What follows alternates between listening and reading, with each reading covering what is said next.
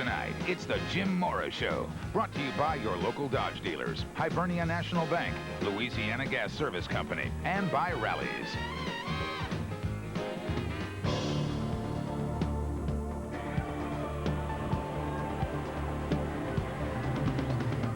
It was a matchup of unbeatens, the Saints and Lions. Only one team would leave the field 3-0.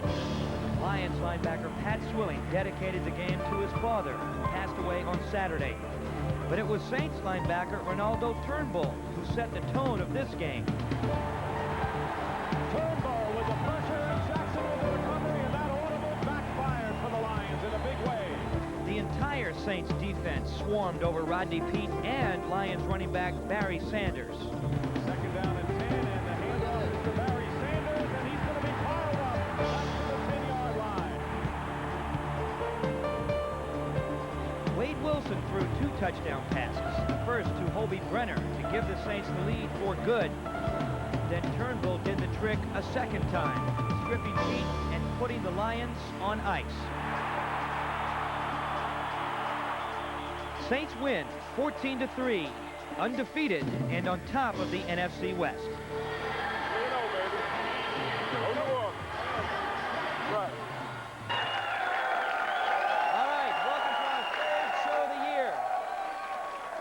And for the third time, as you can tell by the reaction of our studio audience, the Saints are winners. The defense responded and played the way Jim Mora asked them to nicely last week.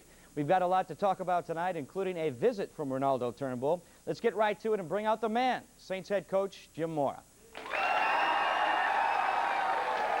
how you doing? Good to see you.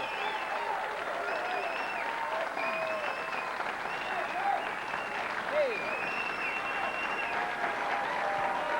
All right.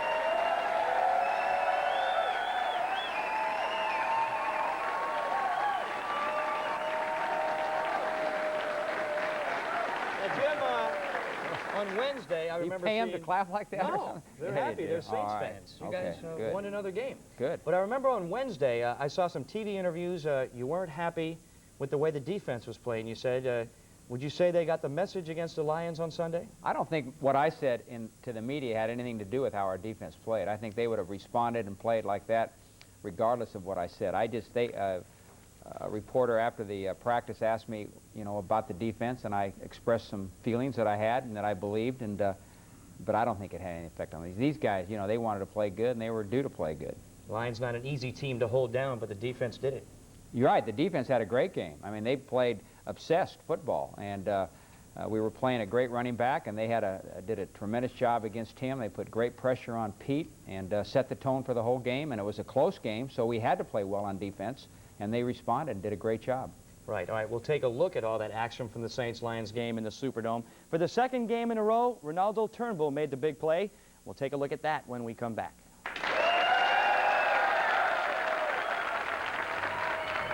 Coming up, the coach reveals the turning point and hear the other side's opinion of our New Orleans Saints.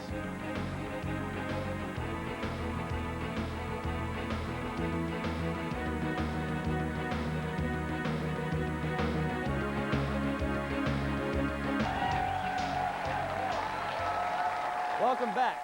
The Saints win over the Lions on Sunday, a complete team victory. Solid, the defense causing turnovers and stopping Barry Sanders, while the offense scored enough points to do it. And the special teams did a good job holding down Mel Gray. He had no big plays. And that's where we'll start, special teams, Jim. We'll take a look at the first half breakdown, the highlights. First thing we're going to see is Tommy Barnhart punting and Tyrone Leggett going down and making a good play here. Tommy did a great job all day of putting their offense in the hole with his punts.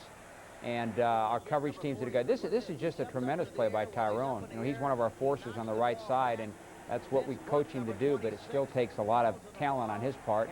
And then Vince, of course, fell on the ball there. Defense now. Barry Sanders, no big plays to hurt the Saints. No, and this is very typical here of how we played against Barry. Not necessarily getting the ball out, but swarming to the ball, not letting him going, north and south, keeping him running laterally, and that's the key. Also, a lot of pressure on Rodney Peete. Rickey Jackson got the sack there. Lions did have a 3-0 lead in the second quarter, but the Saints took the lead on this play, Jim. Well, this was a 1st and 10 play, and we caught him in man coverage. Actually, Spielman there was covering Hobie man for man, and Hobie beat him, and Wade saw him open and hit him for the touchdown. Yeah, touchdown, 7-3 at the half. Now, little did you know that would be the only score you would need to win this one in the game. Second half, the Lions did not score. Let's check it out. Renaldo Turnbull will get in and sack Rodney Peete and caused a fumble here that Rickey Jackson jumped on. Well, Renaldo had a great game, and this was one of his 3 sacks, and he stripped the ball loose and bounced right up into Rickey's arms, and Rickey got the fumble. This put us in good field position, and we ended up scoring a touchdown after that. Yep, Wade Wilson went to Eric Martin. It was a big third down play that came out to be a touchdown. Right. We had third down, and Wade hit Eric there in between the 2 defenders, and Eric made a nice catch. Now more heat up the middle. This time James Williams and Frank Warren get to Rodney Peete. Right. Frank had a big game, and he got the first hit there, and James, who's filled in for Sam, did a great job. Here's another strip of the ball by Renaldo. Right. This one. Rickey again got the fumble. We didn't capitalize on this opportunity offensively, but it was a big turnover for our defense. Now late in the game, Jim, the Saints held on to the ball. Derek Brown had 121 yards rushing. Derek is really playing well for us right now. We're blocking well. This was a key series because it was the last drive of the game. We needed to hang on to the ball. This was a 3rd and 2 play right there, and he picked up 24 yards. Right. 14-3 was the final score. Now, defense was the name of the game, I guess. And Jim, let's look at what you thought the turning point was. Well, I thought the turning point, it was 7-3, and in the second half, a tight-fought game, and we get this player. Renaldo comes in and sacked Peete, got the ball loose. Rickey picked up the fumble, and then we were able to get good field position and take it in for a touchdown, which put the game at 14-3, which, you know, basically that was it. Right. It's time now to go to the other side and the Lions locker room. Hear what they had to say about the Saints. From our sideline, we sort of saw what type of spirit they had. You know, it seemed like to me they were very positive and they had a lot of confidence in what they were doing, and pretty much showed on the field today. I think Renaldo have gotten better. You know, I know the guys pretty well, and for him the other guys I expect that, you know, but Renaldo haven't been playing that much, and he came in and he did a good job. He impressed me. I see that he done came a long way from when I left there. Well, I think Turnbull's a good football player. I think the Saints are blessed with a lot of football players. We have 3 of them on our team that the Saints keep giving us, and we're going to try and come back and get a few more. I mean, they knew what they were doing. They kept Hobie Brennan a couple times on me, and they did a lot of other things, but basically they game planned for us and did a great job. I have to commend their team. They have a good football team, but they wouldn't be 3-0. They're not as good as we made them look today. They show some players are really having some good offensive continuity. That is a good playoff football team, and we all knew that. And as long as Jim Mora be here, they will be that type of team. They're a good team, guys. They're a good team. Let's just hope we're back here to play them in playoffs. Jim, Wayne Font said he wants to keep taking players away from him. I guess that's the ultimate compliment, though, from another coach, wanting to get your players on his team. Yeah, but he ain't gonna get any more. I guarantee you that. Not if we don't want him to. Now doesn't matter. It's okay. But that's it. He's got enough. He's got all he's We gonna need get. all the guys we got. All right, we have to go away for a couple of minutes, but come on back because next we'll go to the Grand Casino and also take our first questions for Jim Mora.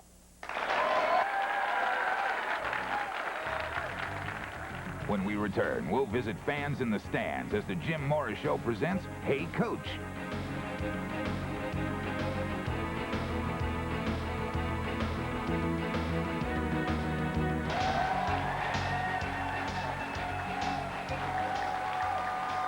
Well, if you've watched the Jim Mora Show, you know Ron Swoboda and analyst Rich Mauti are on the beautiful Mississippi Gulf Coast at the Grand Casino, and that's where we're headed now. Ron, Rich, what's happening out at the Grand? Okay, things are looking up here at the Grand Casino. They're alive.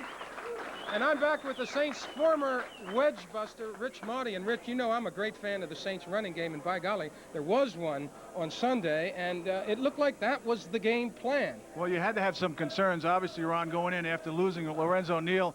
The depth of this club is incredible. They have Brown come in and run for 121 or 4 yards. The offensive line has really been the key, though. The offensive line is playing tremendous ball right now. How about the best buy on the offensive line? Number 70, left guard Chris Port, who shows no signs of letting Dombro back into his job on a permanent basis. That's exactly right. And they're becoming the no-name offensive line. But, you know, the offensive line has graded out the highest that it's graded out in the last 2 games, I think, since the Mora era has been here. Well, that's been a good thing to see, and they'll need it next week against the 49ers. And the other thing is your favorite specialty, the special teams, and the kicking game. If the running game made it a short game, the kicking game made it a long field for the Lions, kicking Mel Gray basically out of it on the punts and the kickoffs especially. Well, one of the areas, again, Joe Marciano was concerned about last year, and of course Coach Mora, was the special teams. They didn't play up to their expectations. This year they come back, and how can you complain with, I think Morton's statistics were 3 for 3 for 3, no returns, all of them out of the end zone, a net 13 yards on returns. Barnhart punts 6 of them inside the 20-yard line. I think the Lions averaged starting their line of scrimmage from the 18-yard line. Now, that's not bad. Well, if you got to go 82 yards to get a touchdown, then we're going to win those ball games because the Saints defense is not going to let that happen on a consistent basis. Oh, yeah, and the defense, I think, got the message that they were going to have to play 60 minutes. They can read the scoreboard, too. Back to you guys. All right. Thanks a lot, Ron and Rich. We'll be back at the Grand Casino for questions later on, but now it's time for Hey Coach. At every home game, we'll be out and about at the Superdome, taking questions from the fans at the game. And even on road games, we'll be out around the city, giving fans an opportunity, Jim, to ask you some questions. So let's get to it. And the first question for Coach Mora. Hey, Coach, how come you don't use the screen pass more often? Well, the screen pass is a weapon that you don't want to use too often. You want to use it as a change-up, and I think we have, and we've been very successful with it, and that'll be the way that we'll continue to use it. All right, we've got another question on Hey Coach. Hey, Coach, I was wondering, once you finish coaching for the Saints, do you plan on staying down here in New Orleans? I have absolutely no idea. I haven't even thought about that, and we'll just have to wait and see what happens when the time comes. More questions. Hey, Coach, were there any change-ups in the way you guys handled your signals with A-Bear last week and Swilling being on the team this week, being ex-Saints? Not really. A week ago, offensively, what we did, rather than signal them in as much, we sent players in with the offensive plays, but we didn't make a whole lot of changes this week with the defense. Jim, let's give one of your assistant coaches some airtime now, as we do every week in Brian Grenroot's Coach's Handbook. This week, Brian got with defensive line coach John Pease to talk pass defense. While defensive backs get most of the recognition for good pass defense, defensive linemen also play a big part in rushing the quarterback. This week on Coach's Handbook, we're going to explain the difference between a sack and pressure. With us now to explain the difference between sack and pressure is defensive line coach John Pease. And Coach, exactly what is a sack? Well, a sack is where we cut somebody free to the quarterback. In our game against Houston, obviously, we ran a backer dog with Sam Mills right here. And Sam gets the call made to let everybody know where he's rushing from. We move over to occupy these blockers, and Sam comes loose, knocks the ball loose. Frank Warren picks it up and runs for a touchdown, which at that point in the game was a pretty big football play. It was obvious what a sack was. Explain to me what pressure is and how it differs from a sack. A pressure is different from a sack in that you don't read it in the stats, and it's probably the most critical thing that we do in our pass rush. It's the constant effort of 4 people forcing the quarterback to throw prior to when he wants to. Rickey Jackson, over the past 2 years, as good a sacker as he is by far our leading pressure maker in the ball game. In this game, again, we're looking at Houston. You're going to see Frank Warren bull rush over this guard. He is going to force Warren to Moon, who's throwing up to the right side of the screen, to step back and not follow through with his throw, and the ball will go over the receiver's head. There's the motion, the snap. Warren goes back. Now, as he throws, Frank is pushing this guard, and he powers him, and now Warren cannot finish and follow through. The ball goes here, and as you're going to see at the end of the play that shows up on the screen, the ball is overthrown. Coach, it's obvious the importance of a sack, but a pressure is also important to a defense. Yeah, over the course of the time we've been here, we've been very fortunate to have good sackers. Very often a sack is a result of other people pressuring the quarterback and forcing the run, and we think that's more important than even the sack stat. Rickey Jackson, like I said, has been so good. Every year he is pressing the quarterback and pressing the quarterback, which forces the quarterback to throw out of rhythm, to get the ball up early, to give our defensive backs a chance to either break up or intercept the ball or cause an erratic pass. And those are the things that win football games for you. And we will continue to work on pressures and think that those are just as important as the sack that everybody likes to see on TV. Great. Well, thank you, Coach, and we'll see you next week on Coach's Handbook. Jim, 5 sacks in the game yesterday, but watching the tapes of it, Rodney Peete was on his back more times than that, so there was a lot of pressure that, like Coach Pease said, didn't show up in these stats. There's a bunch of times we had him down, and this, you know, this takes its toll on a quarterback. Even though you're not sacking him, if you're in his face all day or you're hitting him and knocking him down, pretty soon he starts to get rattled. But I think something like 18 times we had him on the ground. Yeah, it's really tough, I guess, to make a pass when you're being rushed like that. Very difficult. Coming up next in the 49ers game, you got Steve Young, who, as he showed yesterday in another game, that he's one of the greatest scramblers in the game. Pressure on him, like, he forces him out of the pocket. That's another problem, though, because he can run. Well, Rodney Peete was a runner, too. Right. Now, the key is to get balance pressure so there's no place to run. It's going to be more difficult against the 49ers. The 49ers will have a better offensive line for us to work against. Young is a better, you know, he's been a better quarterback, and it's going to be tougher to cover their guys, so it's going to be tougher to put the pressure on them like we did on Detroit. We'll talk more about the 49ers coming up later. Break time now, but up next we'll bring out Saints linebacker Renaldo Turnbull, and we'll look at the Saints cheerleading squad. So come on back.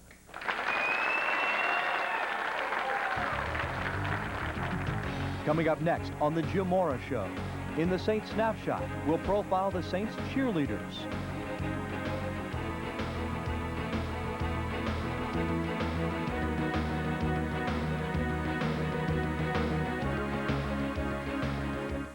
The coaches. Even the youngest of Saints fans is here at the Jim Mora Show tonight. Our player guest tonight is Renaldo Turnbull. He got a great compliment from Lions coach Wayne Funtz yesterday. He said he thinks Renaldo Turnbull is having an all-pro year. I think it's a little early for that, but certainly 3 games into the season, he's coming up very big in pressure situations. Let's welcome to the show number 97, Renaldo Turnbull.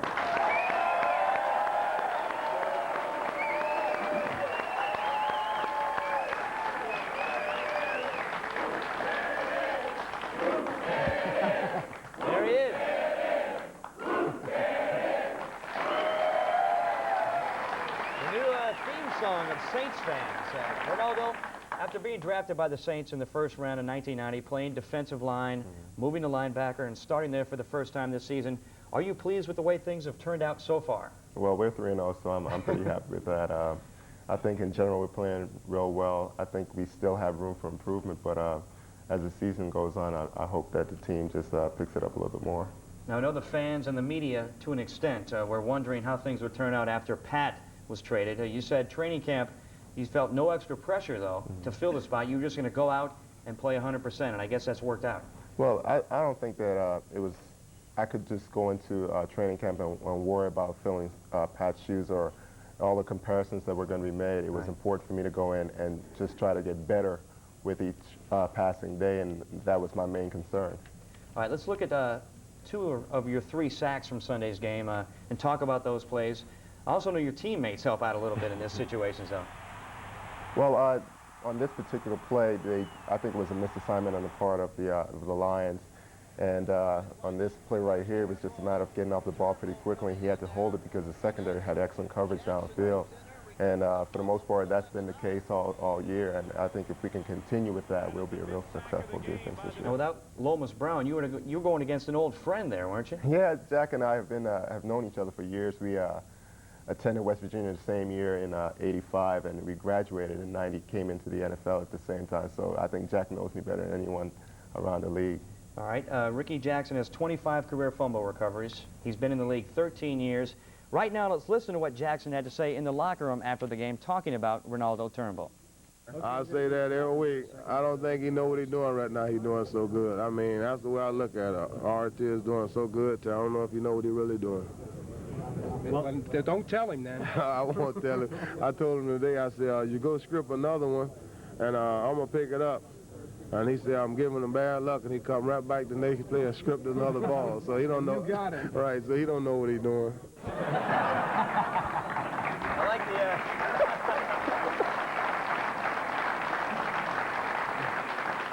I'd like to see Rickey Jackson wearing the Jim Mora Show shirt. I saw that. Yeah, that's good. Renaldo, what do you think about that? I guess Rickey has to help out with him on the other side.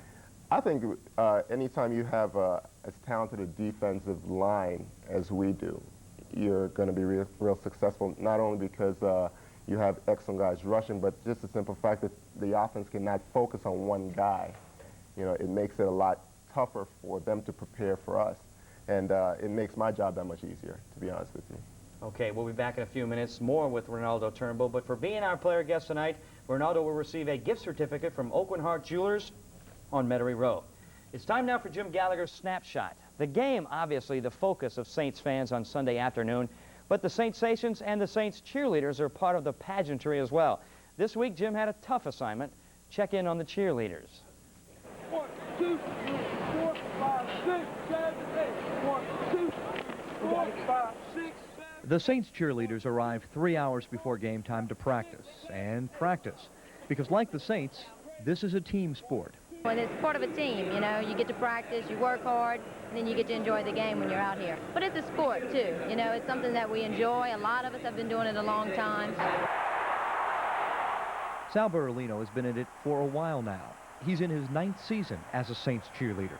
The sport itself is great, and the excitement. You come in here and the fans are yelling and screaming. When we're on defense and it's third and a few yards and the fans are going crazy, you can feel that excitement. Kind of gives you the chills. Oh yeah, it's great. The crowd makes it a lot of fun, and especially in this domes, the crowd here is good. The Saints have had cheerleaders on the sidelines since the very beginning of this team. But the times have changed, and so has cheerleading. You know, this isn't cheerleading like you might remember it in the high school days. These guys do some very complicated and very dangerous stunts on the sidelines every Sunday. Each time we lift them, I mean, we're holding their life in our hands, so we have to make sure that we know our stuff. I have fallen on the ground before and had a spine injury, and I chipped my tooth, cracked it through the whole tooth. I enjoyed the stunting part of it. That's what, if they took away the stunting, I probably wouldn't be here. Most of us have tumbling, gymnastics experience. It doesn't take as much strength, it's more technique also in the stunts that you do. The Saints are one of only 3 teams left in the NFL with cheerleaders on the sidelines. They're constantly working with the crowd, trying to keep them in the game. Yeah, I love the fans. I mean, I think that's the greatest part of the game. I mean, without the fans, there'll be no game. I mean, it's just the spirit of the crowd that gets you into it. I like that. Getting out here and getting the crowd going is what you're out here for, because it's an enjoyment just to make sure that everyone's into the game. If the Saints are winning, they're pumped up. If they're down, you try and pump them back up.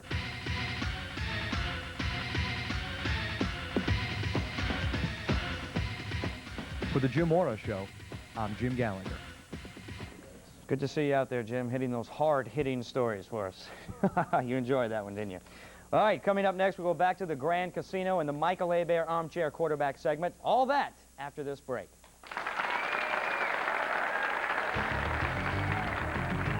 When we come back, Ron and guests talk to the coach from the Grand Casino in Gulfport.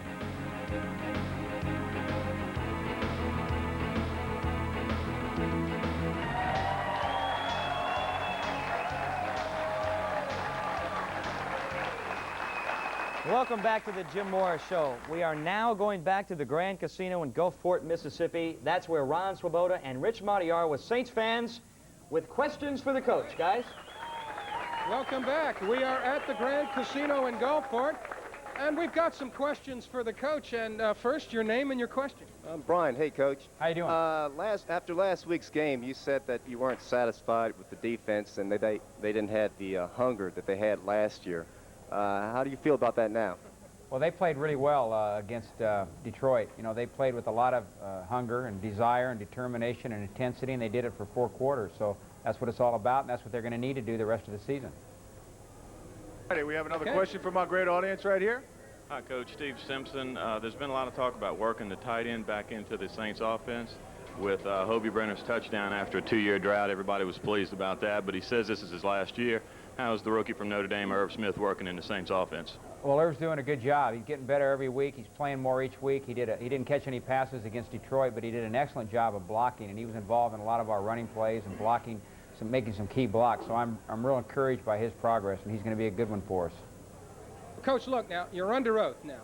Okay, Ron. I want to go back to the play, the end of the third quarter. Now, Hobie, having a pretty good day, had caught the touchdown. You're up 14-3. I felt better about your lead in this game with the way the defense was flying around than I did against the Falcons. I know what when you're they going to started ask roaring me. back. All right, here we go. Here's the question, All Coach. right. Can you hear me? The ball that was ruled no catch and an incompletion to Hobie Brenner looked to me like he caught the ball and it was a fumble recovered by Detroit. Now, you're under oath. Okay. How did you see that when you look back at it? Okay, at the time, I thought we got a break. After looking at the tapes today, I thought the officials made a good call. I did not think that Hobie had control of the ball. I thought he was kind of fumbling it and joggling it around and never really had it. So I thought it was a good call. Okay, well, fortunately, you made most of your breaks in that ball game anyway. You but bet. I was just curious. Okay. That's it from the Grand Casino. We'll see you in a little bit. All right, Ron. Rich, thank you very much. Time now to hear from our wonderful studio audience. Great. The Michael Abear armchair quarterbacks out there will give away a new Benchcraft recliner in a couple of minutes. But first, the questions. Let's get to our first one tonight.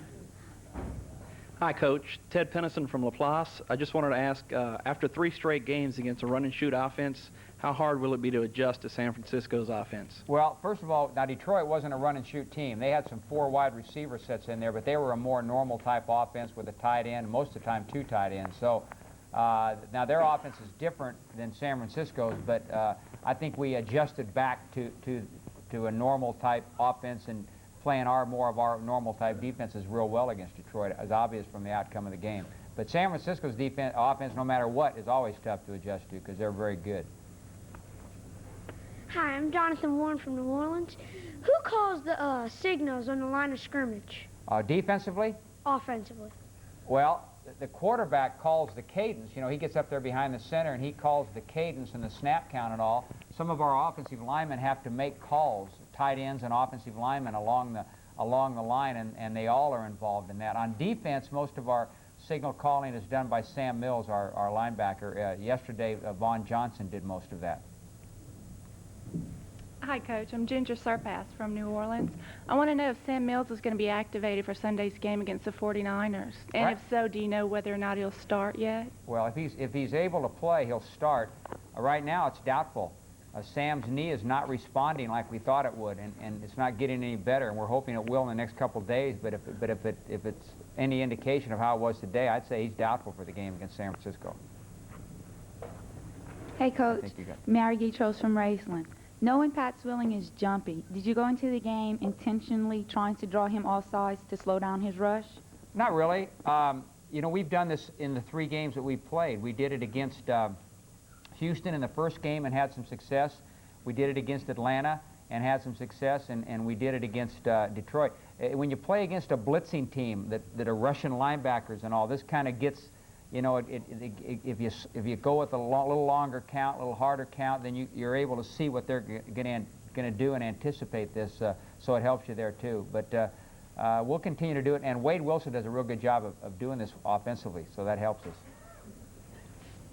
Hi, Coach. Larry Veneta from Chalmette. I'd like to find out the remarks you made last week about the Saints' defense. Do you feel it had any impact on the way they played yesterday? I'll tell you what, I don't think so. In fact, I know it didn't, but I'm going to let one of our defensive players answer that question. So I'm going to pass that question on to Renaldo. Well, I think the guys really got excited about playing against Detroit. First of all, we were playing against an excellent quarterback in Rodney Peete, and Barry's probably one of the best running backs out there in the league today, so we knew what we had to do going into the game. I think Coach Mora is always going to have his opinions as far as you know, how the team is playing, but the guys have to feel it within themselves to know when we go into the games on Sunday, we have to get the job done, and the only way you do that is always hustle the ball and give 100%. I think that's what we got this week. Hi, Coach. I'm Hal Helmker from Metairie. How would you rate this year's draft compared to your 7 previous years since you've been the head coach of the New Orleans Saints? Well, you know, I was asked that question today in a press conference. One, it's a little early to rate this draft, you know, but if I had to rate it, you know, and again, you got to realize that we drafted higher this year. We had 2 #1 picks. We drafted higher than we have since 1986 with our #1 pick. We had 2 #3 picks. So we had opportunities to get more good football players than we've had since 1986. But off of 3 games, I would rate it as one of our top drafts. But again, I'm the kind of guy that likes to wait and see how people do over a period of time. Thanks, audience. Good questions tonight. That's all for now, though. It's time for us to pick a winner from the bowl. The person whose name comes out A new benchcraft recliner from Michael Hebert's Furniture. Renaldo? Grab one of those. Take one. Read that question there. The name first, though. Okay. The name of the Was person. it Jessica Palance? Jessica? Do we have a Jessica Plaisance? Plaisance. Plaisance? Jessica Plaisance in the house anywhere? There she is. All right. Way on the end over there.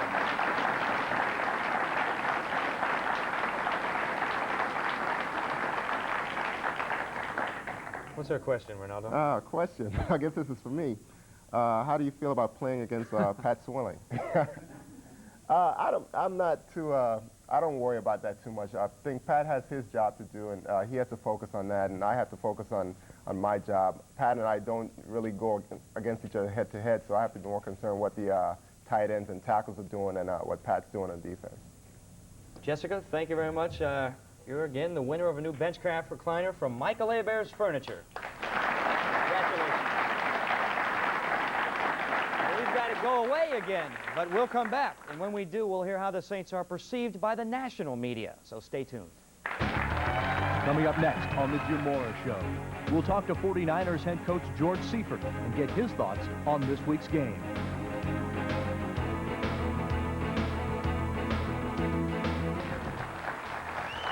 Welcome back to the Jim Mora Show. Time now for What I Say. This week, our Jim Gallagher talks Saints football with 3 national television commentators. This week we caught up with 3 national television announcers. CBS's Dick Stockton has done many Saints games over the years, and his partner Hank Stram is a former Saints head coach, and he still resides on the North Shore. I read in the paper that you've got them, that you said you might get fitted for those Super Bowl rings this year. That's right. I really think there's got to, if they can stay healthy. Losing Neal was a tremendous loss. I don't know whether they're going to have a sledgehammer guy to occupy that position and do what he did.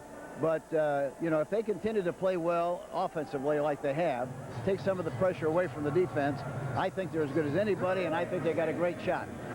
I think the national perception of the Saints may be a little bit mythical. I think they feel that it's an unexciting, dull offensive team that just wants to set up Morton Anderson to win the game at the end, which many times that happens. But I think the Saints would rather, you know, roll up with the kind of a lead they had like they did against Atlanta last week. Hank, you always had the prop that you had the plays all rolled up. If you got a prop for Jim Mora, what do you think we should get for Jim? A rocking chair. We also had a word with ESPN's Andrea Kramer, who spent part of the week here previewing the Saints and talking with Jim Mora. I know you deal with a lot of these NFL calls. How is Jim to deal with over there? Jim's great to deal with. In fact, I don't know if I'm giving away a state secret here or not, and Coach, don't get angry at me, but I was talking to him about some things that he didn't necessarily feel comfortable about.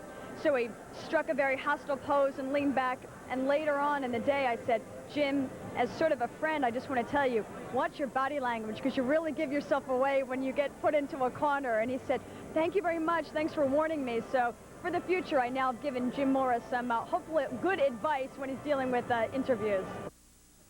Well.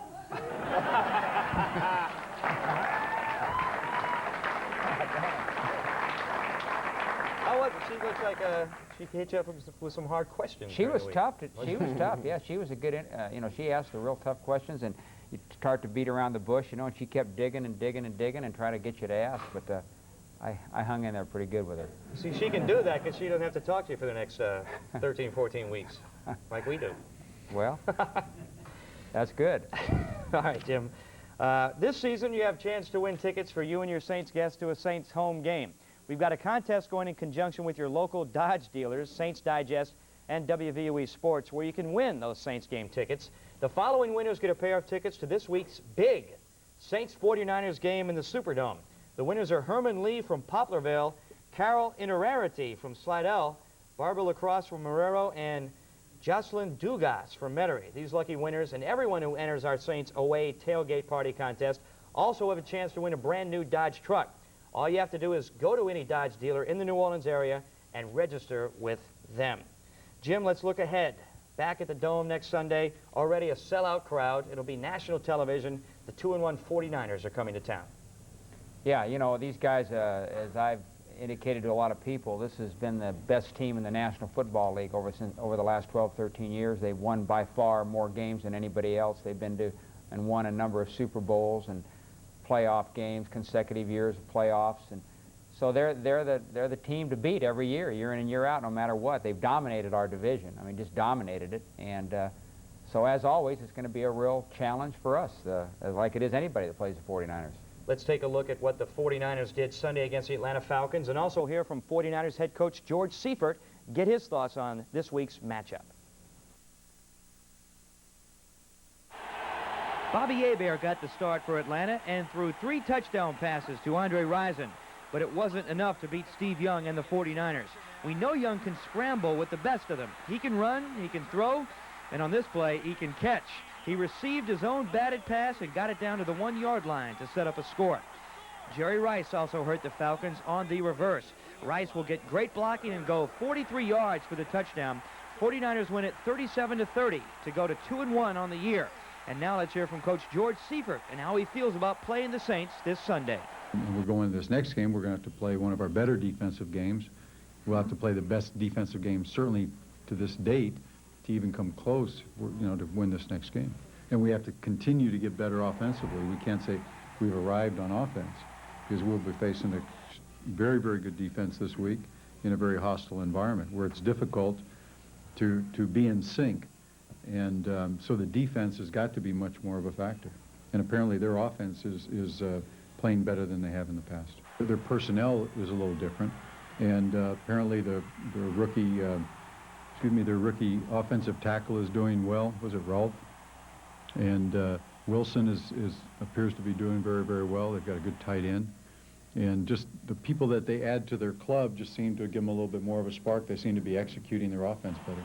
Yeah, I think the Saints have always been, and especially when you play them there, one of the tougher, not the toughest deep. To this day, I'm amazed that we're able to get the ball snapped to the center and guys go, come off the ball with the noise and the environment, and then you've got a quick, fast-moving type of defense on top of that.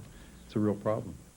Renaldo, as a pass rusher, I guess this week against Steve Young, you saw what he did in that play. That's something else you have to think about. I guess maybe trying to keep him from going outside, or does he go inside when he scrambles? I think Steve just basically reacts to what you're doing as a defender.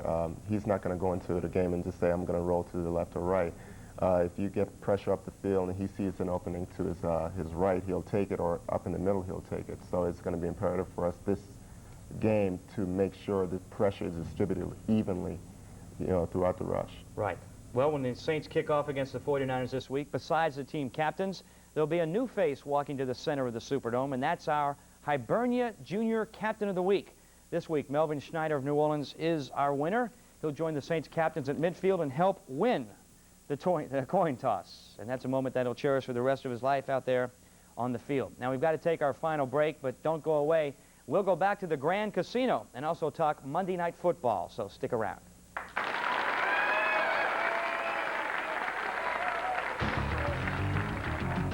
When we return, final comments from the Grand Casino in Gulfport and a preview of tonight's Monday Night Football matchup.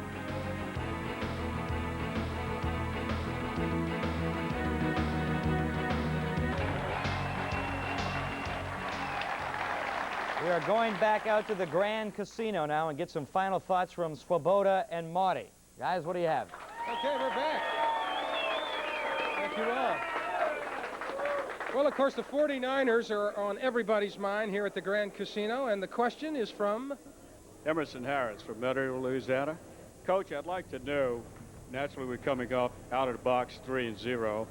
The defense is playing spectacular football. I know you've gotten them up last year, but I'd like to know, what are we going to do this week against the 49ers and Steve Young to keep him in the box and keep him from scrambling and being as effective as he's been in the past?